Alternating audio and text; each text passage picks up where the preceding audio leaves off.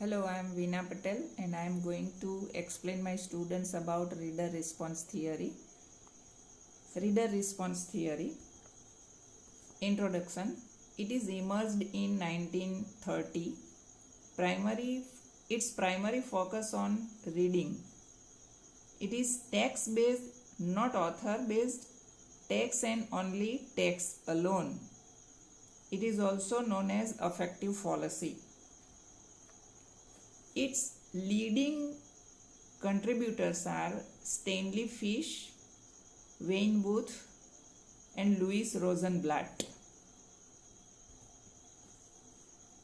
Its theoretical assumptions is as literature is a performative art and each reading is a performance.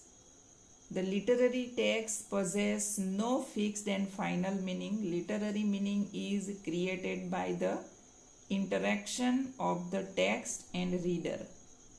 Reader is not passive but active. Role of reader cannot be ignored in this reader response theory.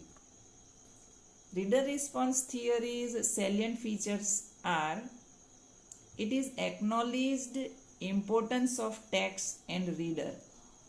Text relationship with reader.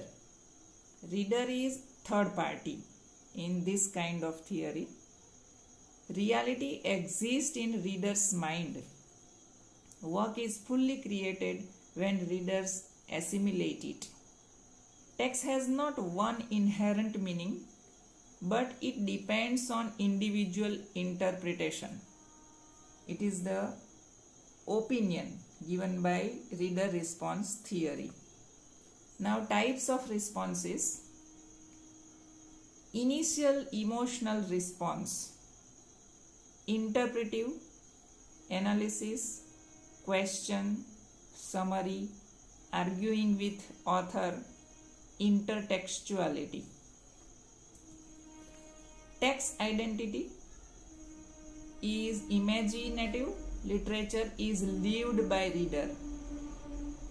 Two-time reading of single text produces great insight in the reader mind. Text alone is nothing as a unit, but it completes its identity after the reader interpretation. Types of reading: aesthetic, afferent. There are two types of reading, aesthetic and afferent.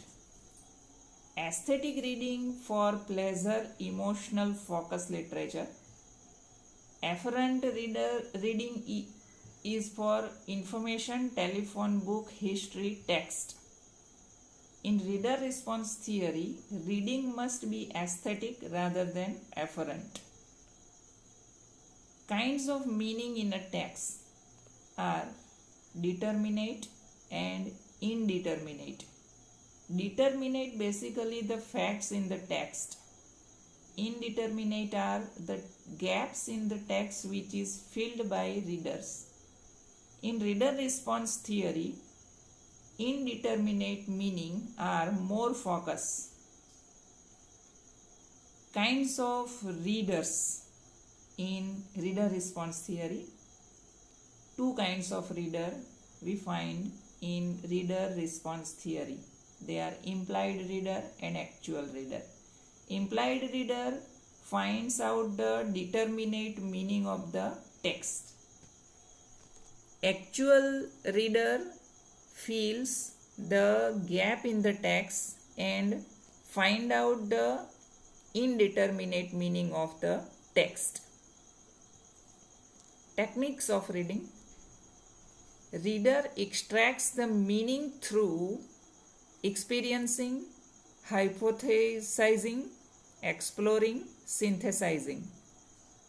Its benefits: reader response theory broadens the horizon of mind, multiple interpretation, cultural study, encourage the students to make interpretations. Dependence on the teachers is discouraged. Students trust on their own responses. Students' ability of responsibility and authority is increased. Personal responses are valued. Help reader to become better critical reader.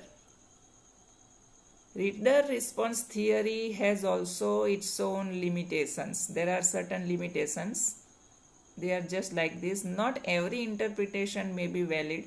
Students can also go beyond the interpretation levels. Students can also disagree and argue with each other's interpretations. Enhancement of reader's response theory, literature circles, general writing, peer writing group, open-ended discussion. There is a comparison between two, reader response method and traditional method. I will speak first about reader response methods qualities.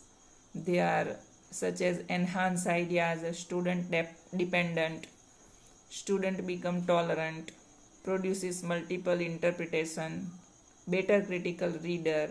Whereas in traditional method, such qualities we find such as single idea, teacher dependent, teacher biasness, discourages enhancements of ideas, no practice of mind.